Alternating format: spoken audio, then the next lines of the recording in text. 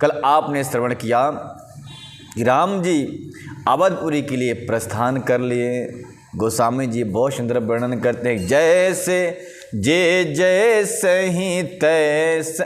उस समय जब किसानों ने जो खेत में काम कर रहे थे, कुछ स्त्रियां बच्चों को दूध पिला रही थी और कुछ गायों को धो रही थी, कुछ इम्पोर्टेंट वर्क में व्यस्त थीं, बिजी थीं। उन सब ने जब सुना कि राम जी आने वाले हैं, आहा क्या बात है, तो लोग जैसे थे वैसे ही चल पड़े। उस समय प्रातः काल की बेला थी। जब प्रभु अयोध्या में पहुँचे तो कुछ लोग ऑफिस के लिए तैयार भी हो रहे थे, तो वह अपने कुछ श्रृंगार किए थे, कुछ अधूरा था, वैसे अवस्था में दौड़ पड़े। बहुत सुंदर बात कह रहे हैं यहाँ पे, जैसे जिस प्रकार से गोपियाँ भगवान श्री कृष्ण की महारास में प्रवेश करने के लिए अपने सारे के सारे कार्य को छोड़कर चल पड़ी थी, ठीक उसी प्रकार से अयोध्यावासी राम जी के दर्शन के लिए दौड़ पड़े हैं। गोस्वामी जी वर्णन करते हैं बहुत सुंदर कि जय जय से ही तैसे ही उठ जादा बही, बाल वृद्धि कह जा संग न लावही, एक ही कह बूझहि भाई, तुम देखे दयाल रघुराई। जैसे जिस अवस्था में जो है नहाया बिन नहाया, खाया बिन खाया, खेत को काम छोड़कर, घर काम छोड़कर, यहाँ तक कि अपने दादा को, अपने बच्चों को छोड़ करके लोग दौड़ पड़े कहाँ, राम को देखने। और कहते हैं एक दूसरे से, कहो विजय भैया आपने राम को कभी देखा है क्या? वाह काका कहते हैं, बताओ रागिट काका आपने राम को देखा है क्या? इस प्रकार से एक दूसरे से पूछते पूछते वह राम के दर्शन के लिए दौड़ पड़े। दौड़े, बहुत सुंदर नगरी को सजाई गई। आपने सुना कि नगर को कितना सुंदर सजाया गया है। गोस्वामी जी वही वर्णन कर रहे हैं कि राम की अयोध्या आने पर इस प्रकार से नगरवासी जो हैं तो प्रभु के राम के स्वागत करने लगे और अनेक प्रकार से सुगंधित पुष्प आदि के द्वारा अयोध्यावासी अपने सारे नगर को सजाया। अवधपुरी प्रभु आवति जानी, भई सकल शोभा की खानी, बहाई सुहावन त्रिविध समीरा, भई सरजू अति निर्मल नीरा। राम जी के वनवास चले जाने के बाद सरजू भी मैली हो गई थी। गोस्वामी जी वर्णन कर रहे हैं कि उनकी खुशी में अब सरजू भी जो है निर्मल हो गई। सरजू कौन है? राम की बहन का नाम है सरजू। राम जी गुरु वशिष्ठ जी जो हैं उनकी पुत्री हैं सरजू, और गुरु की पुत्री होने के मानाते वो राम की बहन लगती हैं, इसलिए अपने भाई को आया जान वो सरजू जी पवित्र हो गई, स्वच्छ हो गई, निर्मल हो गई। और अवधपुरी की आवत जान करके सकल भाई सकल शोभा की खानी, अवधपुरी जो है राम जी को आया जानकर समस्त शोभा की खान हो गई। और बहें सुहावन त्रिविध बयारी, अवधपुरी में सुंदर मंद और सुगंध वायु चल रही है, बह रही है। हरसित गुरु परिजन अनुज भूसुर वृंद समेत, चले भरत मन प्रेम अति सन्मुख कृपा निकेत। गुरु वशिष्ठ कुटुंबी छोटे भाई शत्रुघ्न तथा ब्राह्मणों के समूह के साथ में हर्षित होकर भरत जी भी अगवानी करने के लिए चल पड़े। अत्यंत प्रेमपूर्ण मन से कृपा धाम श्री राम जी के सामने अर्थात उनकी अगवानी के लिए चल दिए। बहुतक चढ़ी अटारहे निरकहि गगन विमान, देखी मधुर सुर हरसिति करहीं सुमंगल गान। अनेक प्रकार के गीत गाती हुई राम जी के स्वागत में यह स्त्रियां थकती ही नहीं। सुंदर सजाया है अपनी नगरी को और गीत गाती। कहाँ गाती गीत? अपने अटारी पर चढ़कर। अटारी मतलब जो बालकनी होती है ना घर की, घर पहले बालकनी नहीं होती थी, पहले अटारियाँ होती थी, ठीक है। तो उस अटारी बालकनियों में चढ़ करके वो सुंदरियाँ गीत गाती हैं, पुष्पों की बारिश करती हैं, क्योंकि भीड़ बहुत है, सामने से तो प्रभु को देख नहीं पाएंगी, इसलिए अपने बालकनी में चढ़ के वो राम जी को देखती हैं। हर मीठे स्वर से गीत गाती हैं। और गोस्वामी जी वर्णन करते हैं कि राकारसी रघुपतिपुर सिंधु देखी हर शान, बाढ़्यो कोलाहल करत जनो नारी तरंग समान। रघुनाथ जी पूर्णिमा के चंद्रमा हैं तथा अवधपुरी समुद्र है। पूर्णिमा की चंद्रमा के दिन क्या होता है, समुद्र में ज्वार और भांटे आते हैं, तरंगे उफान में आती हैं। गोस्वामी जी कह रहे हैं रघुनाथ जी पूर्णिमा के चंद्रमा के समान हैं और अवधपुरी समुद्र के समान है। जो उस पूर्ण चंद्र को देख करके हर्षित होकर के उमंग से उमंग आ रही है, शोर मच रहा है चारों तरफ, और इधर उधर दौड़ती हुई स्त्रियां उसकी तरंगे के समान लगती हैं। सुंदर स्त्रियां सज धज करके जहाँ तहाँ घर घर में जाकर बताती हैं, अरे सखी तुझे मालूम है क्या? बोले क्या? वो बता। बोले रघुनंदन आ रहे हैं, चल चल चल उनके स्वागत में चलते हैं। तो सब सखियाँ अपने इस महत्वपूर्ण काम को छोड़कर भी चल पड़ी। यहाँ भान कुल कमल दिवाकर, कपि दिखावत नगर मनोहर, सुनु कपीस अंगद लंकेसा, पावनपुरी रुचिर यह देसा। राम जी कहते हैं, हे हनुमान, हे अंगद, हे लंकेश विभीषण, देखो यह कितनी सुंदर हमारी पुरी है, अवधपुरी कितनी सुंदर है। इस प्रकार से भानुकुल के कमल यानी सूर्य वंश के राम जी अपने समस्त सगे संबंधियों को, मित्रों को दिखाते हैं। कहते हैं कपि देखो इस नगर को, देखो सुंदर नगर, मनोहर नगर है। सुनु कपीस अंगद लंकेशा, पावन पुरी रुचिर यह देश। कहते हैं आप पूरी पावन भी है और प्रिय भी है, और जो है यह देश बहुत ही अच्छा है। इस प्रकार से राम जी कहते हैं। फिर क्या हुआ, गोस्वामी जी वर्णन करने लगे आगे कि यद्यपि सब बैकुंठ बखाना, वेद पुराण विदित जग जाना, अवधपुरी सम प्रिय नहीं सो, यह प्रसंग जाने को। कहते हैं अब आप लोगों ने सुना होगा कि बैकुंठ धाम बड़ा ही सुंदर है, परंतु मर्यादा पुरुषोत्तम श्री राम की जय। आपने सुना होगा बैकुंठ धाम बहुत प्रिय है, बहुत अच्छा है, परंतु अवधपुरी के समान बैकुंठ धाम नहीं है। अवधपुरी जो है तो बैकुंठ धाम से भी श्रेष्ठ है। यह प्रसंग जाने को। कहते इस बात को हर कोई नहीं, कोई जानता है। बैकुंठ धाम जाइए, देखिए कितने संत रहते हैं, नहीं रहता कोई भी वहाँ। लेकिन अवधपुरी में जाइए, चारों तरफ संत ही संत, संत ही संत। वृंदावन जाइए, चारों तरफ संत ही संत। जहाँ संत हों वह स्थान स्वर्ग से भी श्रेष्ठ माना जाता है। और घर में कोई संत हो तो वह स्थान भी श्रेष्ठ माना जाएगा। तो जन्म भूमि मम पुरी सुहावनी, उत्तर दिशी वह सरजू पावन। जो लोग पूछते हैं कि राम जी का जन्म अवधपुरी में नहीं हुआ है, गोस्वामी जी वर्णन दे रहे, प्रमाण दे रहे हैं कि राम जी कह रहे हैं कि हे बानर भालू, जन्मभूमि मम पुरी सुहावन, मेरी जन्मभूमि जो पुरी है वो परम सुहावन है। कब है, कहाँ है? बोले उत्तर दिश या सरजू पावन, सरजू के उत्तर दिशा में वह मेरी पुरी है।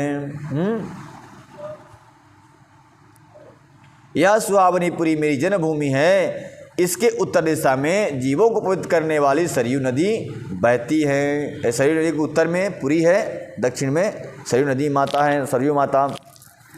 कहे जीवों को पवित्र करने वाली वो बहती हैं, जिसमें स्नान करने से मनुष्य बिना ही परिश्रम के मेरे समीप पे मुक्ति पा जाते हैं। बहुत सुंदर मुक्ति की बात कह रहे हैं। मुक्ति 4 प्रकार की है, उसमें बहुत महत्वपूर्ण मुक्ति समीप है। समीप मतलब प्रभु के समीप रहने का योग जो बनाती है वह समीप मुक्ति। तो जो इसमें स्नान करता है सरयू नदी में, वह समीप मुक्ति प्राप्त करके प्रभु के धाम में रहता है। ऐसा गोस्वामी जी वर्णन कर राम जी कह रहे हैं किससे? अपने मित्रों से, विभीषण जी से, सुग्रीव जी से, अंगद से, हनुमान से, अति प्रिय मोहि यहाँ के बासी, मम दामदापुरी सुख राशि, हर से सब कपि सुनि प्रभु बानी, धन्य अवध जो राम बखानी। यह निवासी, राम जी कहते हैं, हे मित्रों सुनो, यहाँ के निवासी मुझे बहुत ही प्रिय हैं और यह पूरी सुख की राशि और मेरे धर्म परम धाम को देने वाली है। प्रभु की वाणी सुनकर सब वानर हर्षित हो गए और कहने लगे कि जिस अवध की स्वयं श्री राम जी बड़ाई करते हैं वह सत्य में धन्य ही है। अवधपुरी कोई नगर गांव थोड़ी है, वो देवता है। अवधपुरी में देवता है, लक्ष्मी का जहाँ वास है, वो स्वर्ग से भी श्रेष्ठ है।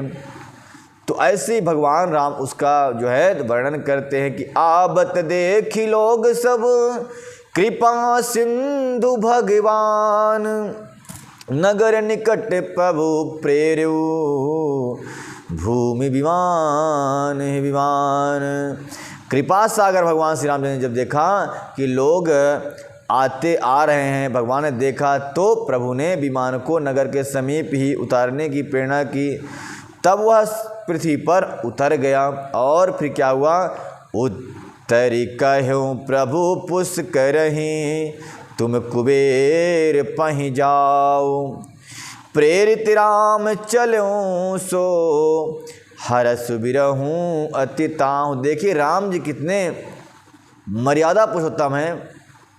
राम ने लंका पे विजय प्राप्त कर लिया, रत्नों को बंदर भालू में बंटवा दिया और पुष्पक विमान लेकर विभीषण जी के साथ में आए। अब कह रहे हैं, पुष्पक विमान कहते हैं उतर धरती उतार दो मुझे और तुम जहाँ से आए हो वहाँ चले जाओ। कहाँ से आया था पुष्पक विमान, किसका था, कुबेर का।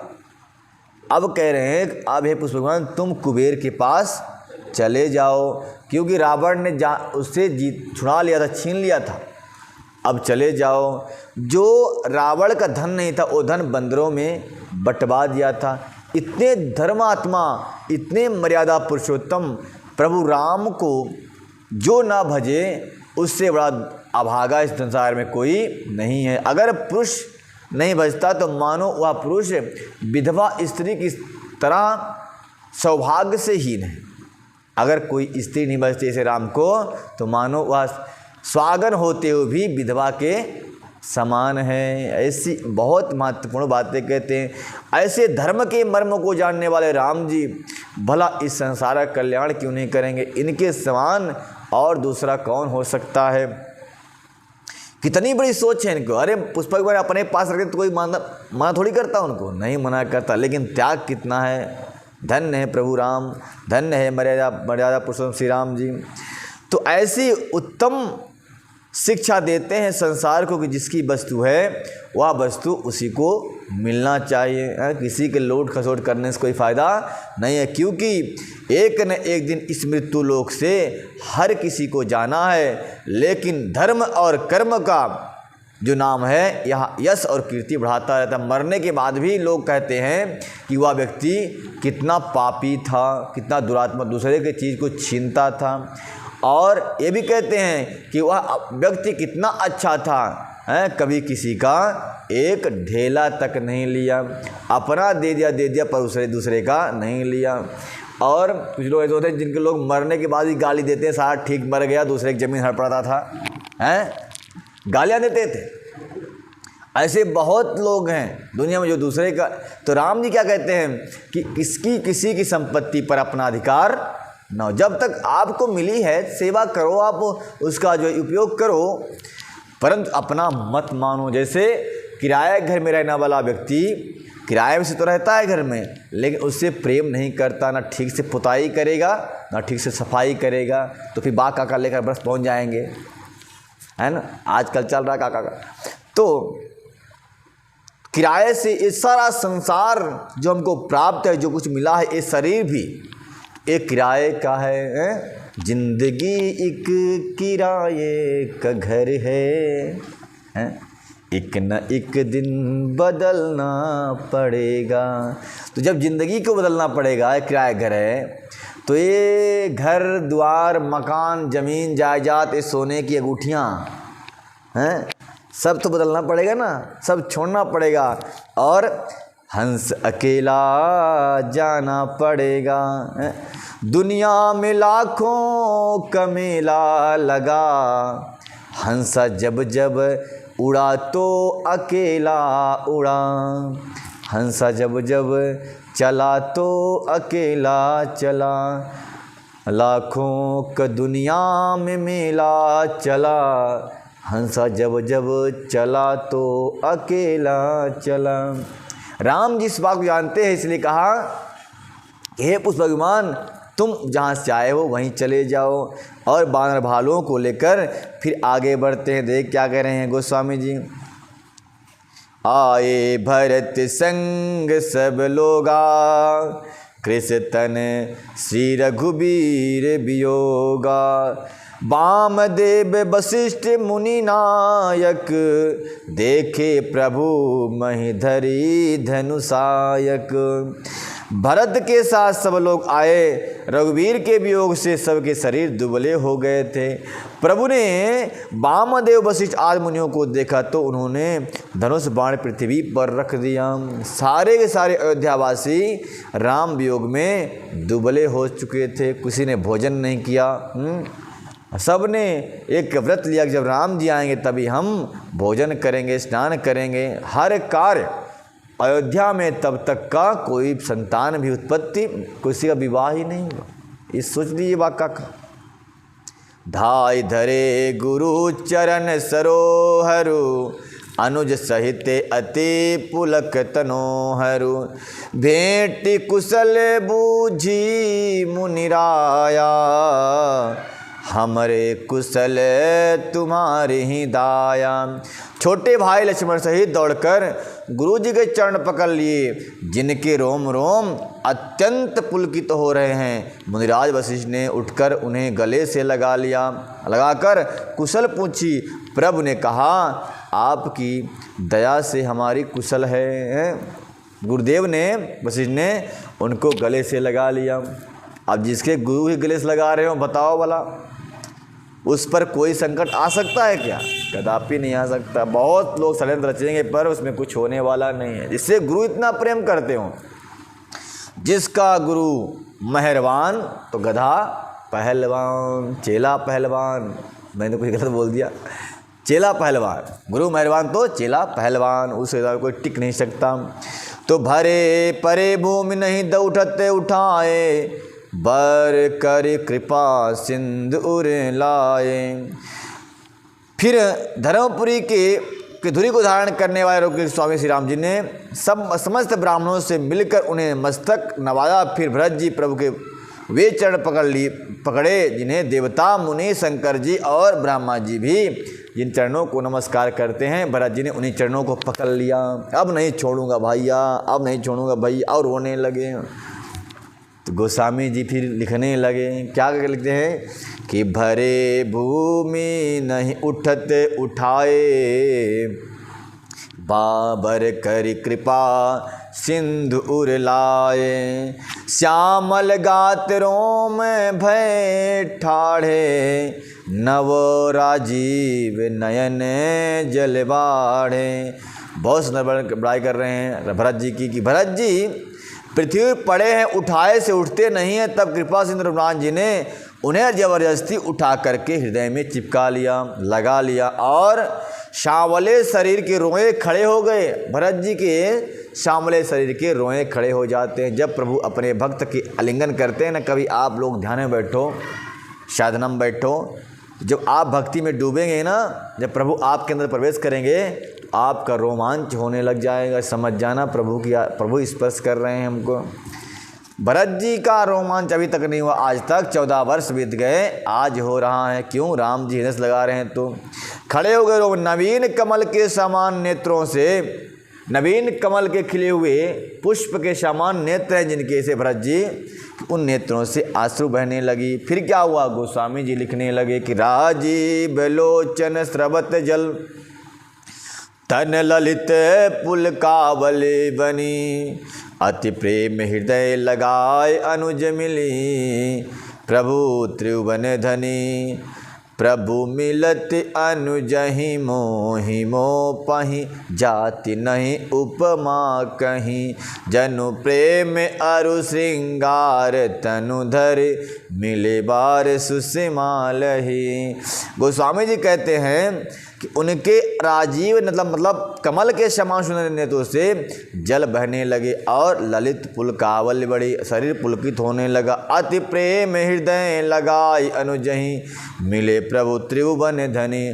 त्रिभुवन के स्वामी श्री राम जी अनन्य प्रेम से अपने भैया से मिले, भरत जी से मिले। फिर क्या हुआ? बोले प्रभु मिलत अनुजहि सोह मोपहि, जाति नहीं उपमा कहीं। भरत जी का मिलना और राम जी का मिलना जो है एक किसी से इसकी तुलना नहीं हो सकती, किसी से उपमा नहीं हो सकती, किसी से इसका एग्जाम्पल नहीं दिया जा सकता। अद्भुत मिलन था। ऐसा संसार में भाई भाई का मिलन आज तक गोस्वामी जी कहते हैं मैं देखा ही नहीं। बताओ कितना महत्वपूर्ण मिलन। वाह, धन्य है राम। और जनु प्रेम अरु श्रृंगार तनुधरि, मिले बार सुसिमालहि। ऐसे कहते हैं गोस्वामी जी जैसे प्रेम और श्रृंगार रस, श्रृंगार समझते हैं ना, आहा, जिसमें जिसको प्राप्त करने के बाद लोग अपने शरीर के सुख को भूल जाते। ठीक वही प्रेम और श्रृंगार। प्रेम कौन है? बोले राम जी। और श्रृंगार कौन? श्रृंगार रस कौन है? बोले भरत जी। अब मिल गए, हृदय से छोड़ते नहीं हैं। जानो प्रेम और श्रृंगार दोनों एक साथ हो गए हों, शरीर धारण करके मिले हों और श्रेष्ठ शोभा को प्राप्त हुए हों, ऐसा गोस्वामी जी वर्णन करते हैं। बूझत कृपा निधि कुशल भर, तहि बचन बेग न आवहीं। सुनी सुन शिवाक्षो सुख बचन, ममते भिन्न जान जो पावहीं। अब कुशल कौशल नाथ आरत, जान जन दर्शन दियो। बूढ़त बिराह बारिश, कृपा निधान मोह कर गहि लियो। बहुत सुंदर बात है। कहते कृपा के निधान श्री रामचंद्र जी भरत से कुशल पूछते हैं, परंतु आनंदवश भरत जी मुख से वचन कुछ भी नहीं कहते, निकलते ही नहीं। शिव जी कहते हैं हे शिवाजी, शिव जी ने कहा हे पार्वती सुनो, वह सुख जो उस समय भरत जी को प्राप्त हुआ वह वचन से परे है, वचन से कहने योग्य नहीं है। उसे वही जानता है जो उसे पाता है। आह, कितनी महत्वपूर्ण बात कह रहे हैं। भगवान शिव भी कह रहे हैं कि उसको वाणी से नहीं कह सकता कोई। उस सुख को तो वही जानता है सच में कि जो उस सुख को प्राप्त करता है। अरे आया सुख प्राप्त करने के लिए मेरे प्यारों अपने भाई से खूब प्रेम करना, अपने भाई का लिंगन करना और निष्कपट प्रेम करना, तो पता चल जाएगा कि भाई से मिलने का सुख क्या होता है। भरत पुनि प्रभु हरसि, शत्रुघ्न भेंटे हृदय लगाई।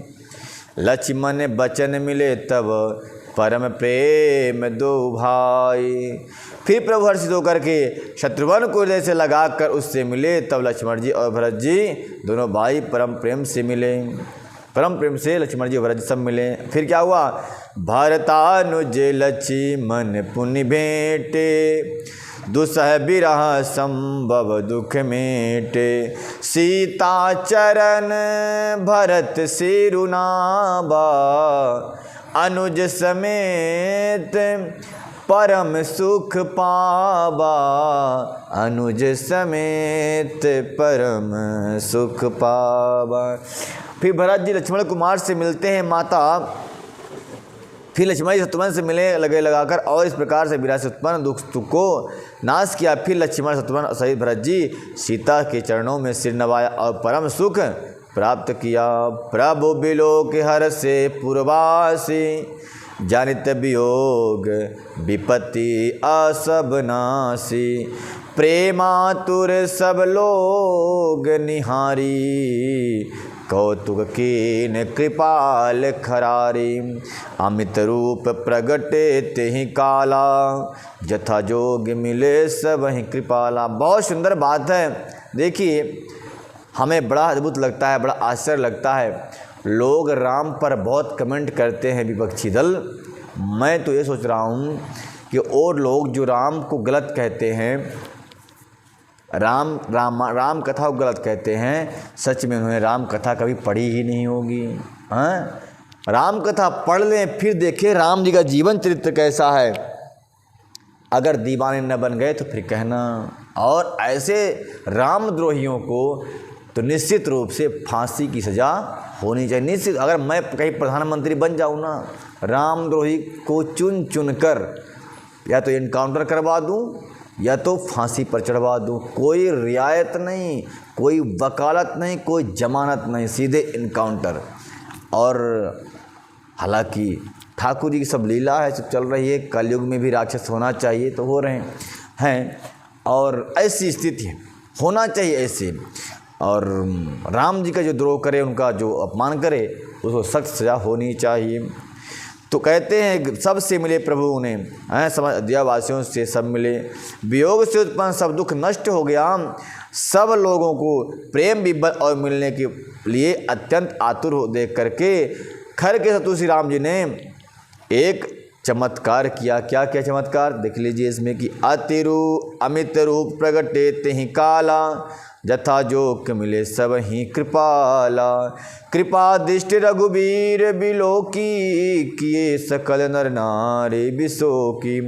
उसी समय कृपा श्री राम जी ने असंख्य रूप में प्रकट हो गए। राम जी अपने आप को ही जितने लोग थे उतने लोग में प्रकट कर दिया। जिस प्रकार से महारास में भगवान श्री कृष्ण ने जितनी 16,108 गोपियों के मध्य में खुद को भी 16,108 बना लिया, ठीक उसी प्रकार से श्री राम जी ने भी यहाँ पर अयोध्यावासियों की मिलने के लिए जितने अयोध्यावासी थे, बूढ़े इत्यादि, सब में सब के लिए अलग अलग रूप बना लिया और सबसे मिले। बहुत सुंदर कृपा के निधान प्रभु ने सबको शोक से रहित कर दिया। अब गोस्वामी जी कहते हैं कि क्षण मही सब ही मिले भगवाना, उमा परम यह काहू न जाना। यही विधि सब ही सुखी करि रामा, आगे चले सील गुण धामा, आगे चले सील गुण धामा। भगवान क्षण मात्र में सबसे मिल गए और हे उमा, भगवान शिव कहते हैं हे उमा परम या उमा परम या कौन जाना, यह हे उमा यह रहस्य किसी ने नहीं जाना। यह सब मिलकर शील और गुण धाम रामचंद्र जी सबको दुखी करके आगे बढ़ गए। वाह कितनी सुंदर बात है। कौशल्यादि मातु सब भाई, निरखी बक्ष जनुधेनु लबाई। कौशल्या आदि माताएं ऐसी दौड़ी मानो नई, आहा क्या बात कह रहे हैं। कौशल्या माता इस प्रकार से राम से मिलने के लिए दौड़ी जिस प्रकार से कोई गाय, नई ब्याई हुई गाय अपने बछड़े से मिलने के लिए रभाती हुई दौड़ती है, ठीक उसी प्रकार मैया दौड़ पड़ी और अपने बच्चों को दौड़कर देखकर दौड़ी हो। ऐसे गोस्वामी जी वर्णन कर रहे हैं। जनुधेनु बालक बच्च तज गृह चरण बन सन पर बस गई। अति प्रे दिन अंत पुर रुख स्रबत थन, हुंकार कर धावत भई। अति प्रेम प्रभु सब मातु भेटी, बचन मृदु बहु विधि कहें। गई विषम विपत्ति वियोग भवत, हर सुख अर्घ नित्य लहें। गोस्वामी जी वर्णन करते हैं मानो नई ब्याई हुई गौएं अपने बछड़ों को घर पर छोड़ परबस होकर वन में चली गई हों और दिन का अंत होने पर बछड़ों से मिलने के लिए जिस प्रकार से पूंछ उठाकर दौड़ती हैं, मिलने के लिए हुंकार करके थन से दूध गिराती हुई नगर की ओर दौड़ती हैं, प्रभु ने अत्यंत प्रेम से सब माताओं से मिलकर उनसे बहुत प्रकार से कोमल वाणी से वचन कहे और अगणित दुख और हर्ष प्राप्त हुआ, अगणित सुख और हर्ष प्राप्त हुआ। माताओं को बहुत बड़ी बात है। आज अयोध्या में नंद मंगल उत्सव मनाया जाएगा। भेट्यौ तनय सुमित्रा राम चरण रति जानी, राम ही मिलत के कई हृदय बहुत सकुचानी। बहुत सुंदर बात कही है। माता कौशल्या दौड़ी है।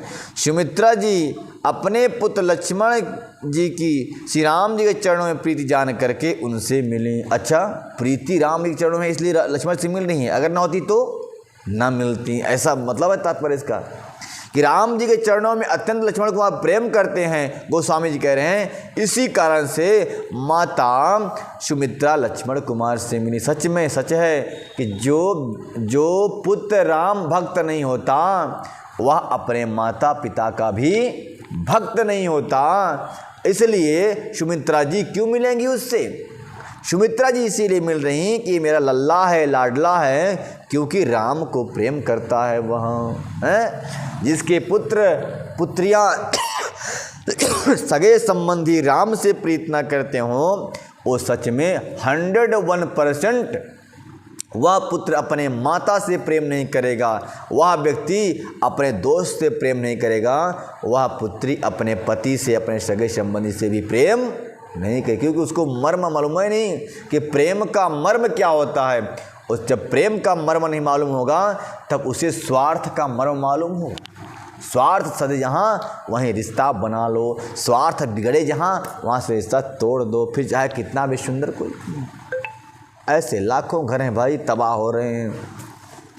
सुमित्रा जी ने जाना राम के चरणों में प्रीति करते लक्ष्मण कुमार, इसलिए माता ने बड़े प्रेम से मिली। और केकई हृदय बहुत सकुचानी, केकई जो हैं अपने हृदय में बहुत संकोच खाती हैं कि मैं इनसे कैसे मिलूं। ये लक्ष्मण बड़ा फुफकार मारता है, मुझे मारता था, पता नहीं अभी खुश हुआ कि नहीं हुआ होगा।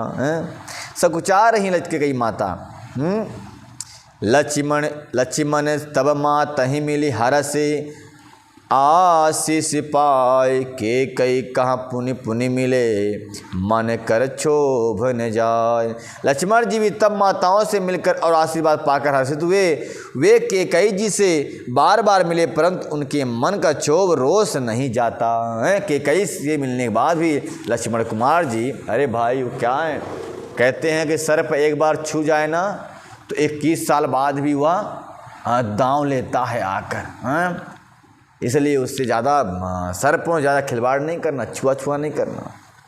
शेष जी के अवतार हैं कौन? लक्ष्मण कुमार जी। भला ये अपमान कैसे भूल जा सकते हैं? इसलिए बार बार मिले जरूर कि कैसे, परंतु उनका गुस्सा गया नहीं है। ऐसा गोस्वामी लिखते हैं। सासु ही मले सबनी मिली बई देही, चर नहीं लागे हरसु अति तेहि, देहि आशीष बूझ कुशलता, हो ही अचल तुम्हार अही बाता। सासु माताएं कहती हैं, हे देवी, हे सीते, तुम कैसी हो? अच्छी तो हो ना? सीता माता कहती, हाँ माता मैं अच्छी हूँ। बोलती, आशीर्वाद मेरा है, जाओ, सदा ही तुम्हारा अहिबात, तुम्हारा सुहाग अमर रहेगा। अमर का मतलब वह स्त्री सौभाग्यवती होती है जो अपने पति से पहले मृत्यु को प्राप्त कर ले, और वह स्त्री दुर्भाग्यवती होती है जिसका पति उसके सामने चला जाए। दुर्भाग्यवती, सौभाग्यवती वो स्त्री है जो, अच्छा एक मैंने पढ़ा है कहीं लिखा है, जो स्त्रियां पूर्व जन्म में अपराये पुरुष के साथ संसर्ग करती हैं या बॉयफ्रेंड चक्कर में रहती हैं, दूसरे जन्म में उनका पति उनको विधवा करके मर जाता है। ये प्रमाण है। इसलिए और इस जन्म में भी जो स्त्रियां प्राय पुरुष से बचपन में संबंध रखती हैं, शादी होने के बाद उनका पति बहुत दिन तक जीवित नहीं रहता। इसलिए जो इस वीडियो को सुन रहे हैं थोड़ा कान का पर्दा खोल लेंगे और सुन करके अपने संस्कार को जागृत कर लेंगे। बोल वृंदावन बिहारी लाल की जय। मर्यादा पुरुषोत्तम श्री राम की जय। कितनी सुंदर बातें कहती हैं। हे बेटी हे सीते जाओ, अचल हो ही आई बात तुम्हारा, तुम्हारा अहिबात अचल होगा, सौभाग्यवती रहोगी सदा ही। और सब रघुपति मुख कमल बिलो कहीं, मंगल जानी नयन जल रो कहीं। कथा कनक थार आरती उतारहीं, बार बार प्रभु गात निवारहीं। सुंदर बातें कहती हैं। सब माताएं रघुनाथ जी के मुख कमल को बार बार देखती हैं, अतः समस्त नगरवासी राम जी के मुख कमल को बार बार देखते हैं और नेत्रों में प्रेम के आंसू उमड़ाते हैं। परंतु मंगल का समय है जानकर वे आंसू धरती पर नेत्रों से बाहर नहीं गिरने देते। कुछ लोग वहाँ पर ऐसी थी बारांगनाएँ जो अपने गालों में डिस्टेम्पर पोत के आई थी, वो क्या बोलते हैं ब्यूटी पार्लर सिस्टम लगा के आई थी। सोचिए अगर आंसू बहेगा तो ये हमारा जो मेकअप है डाउन हो जाएगा। इसलिए आँखों से आंसुओं को नीचे नहीं गिरने देती, यूँ ही आँखों के ऊपर ही ऊपर उसको समाप्त कर देती हैं। और शगुन में असगुन न हो जाए इसलिए रोना आंसू नहीं गिराना चाहिए। सोने लगी, सोने के थाल में आरती उतारकर और बार बार प्रभु के अंगों की आरती उतारने लगी और कहती हैं आरती श्री रामायण जू की, कीरति कलित ललित सिय पी के। गावत ब्रह्मादिक मुनि नारद, वाल्मीकि विज्ञान विशारद। सुख सनकादि शेष अरु सारद, वरनि पवन सुत कीरतिनी की। आरती श्री रामा। इस प्रकार से वो माताएं आरती करती है। बोल मर्यादा पुरुषोत्तम श्री राम की। तो नाना भांति निछावर करहीं, परमानंद हर से उरे भरहीं। जो राम के भक्त थे ना, राम के भक्त जो पहुँचे वो राम जी की आरती उतार रहे हैं, न्यौछावर कर रहे हैं। आज खाली नहीं रहना चाहिए, आज न्यौछावर होना चाहिए। तो न्यौछावर खूब किया लोगों ने और नाना भांति न्यौछावर करहीं, परमानंद हरस उर भरहीं। हृदय में परम आनंद की प्राप्ति हो रही है। सब जितने लोग हैं सब जो देखते हैं वह न्यौछावर में समर्पित कर देते हैं। बड़े बड़े सोने के थाल में हीरे जवाहरात, जेब में नोटों की गड्डी जो है सब लाकर प्रभु को समर्पित कर देते हैं। कौशल्या पुनि पुनि रघुबीरहीं, चित्तवती कृपा सिंदूरन धीरहीं। अनेकों प्रकार न्यौछावर करती हैं और हृदय में परम आनंद हर्ष भर रहा है। कौशल्या जी अपने पुत्र लाडले पुत्र को बार बार देखती हैं। आहा हा हा, देख करके मग्न हो जाती हैं कि यही छोटा सा बालक था मेरा पुत्र। राम को देख देख कर बहुत कुछ देखी जीवन में। जितना माता अपने पुत्र से प्रेम करती है संसार में और कोई नहीं कर सकता। माँ का स्थान कहते हैं ना कि जननी जन्मभूमिश्च स्वर्गादपि गरीय, स्वर्ग से भी श्रेष्ठ है माता का स्थान। माँ सबके लिए स्वर्ग से ज़्यादा श्रेष्ठ है। माँ के हाथ का भोजन सेवा सब सब सब। हाँ, पत्नी से सपने में भी वो उम्मीद ना करो। हाँ है कि नहीं बाका का, पत्नी से सपने में माँ का प्रेम। क्यों यहाँ पे वर्णन कर रहे हैं गोस्वामी जी के माता बार बार देख रही है राम को। क्यों राम जैसा पुत्र भी होना चाहिए तब माता प्रेम करेगी। ये नहीं कि पुत्र डंडा मारे बोले बस माँ प्रेम करेगी। हैं तो माँ डंडा ही मारेगी, कुछ नहीं देगी, एक फूटी कौड़ी नहीं देगी। हाँ पंडित जी के नाम लिख देगी, हो गया आश्रम घर सब पंडित जी के नाम लिख दो, वहीं पे जाओ सेवा करना, वहीं पे खाना, घर उठ लो सब वहाँ संतों के नाम से आश्रम जाओ, कुछ नहीं देना बच्चों को। अगर बच्चा सेवा नहीं करता किसी का तो आ जाना मेरे आश्रम में, वहाँ सेवा होगी। पर यह प्रॉपर्टी जरूर लिखना पड़ेगा एक बार। भाई प्रॉपर्टी भी क्या दोगे उसको, है कि नहीं। तो न्यौछावर अनेक करते हैं। राम जी की मैया बार बार देखती हर्षित होकर के, उनको देखती रह जाती है। गोस्वामी जी वर्णन करते हैं कि हृदय विचारती बरबरहि बारा, कबन भांति लंका पति मारा। बड़ी आश्चर्य कर रही है माता, प्रभुता को जानती नहीं इनके, छोटे हैं तो क्या हुआ, पर चोट बहुत खोटी करते हैं राम जी। कहती हैं मेरा कोमल कह कमल के समान सुंदर कोमल कोमल नेत्र अंग। भगवान की उपमा, शरीर की उपमा किससे की गई है, कमल से, और कमल त्रिभुवन में सबसे कोमल पुष्प का नाम है कमल।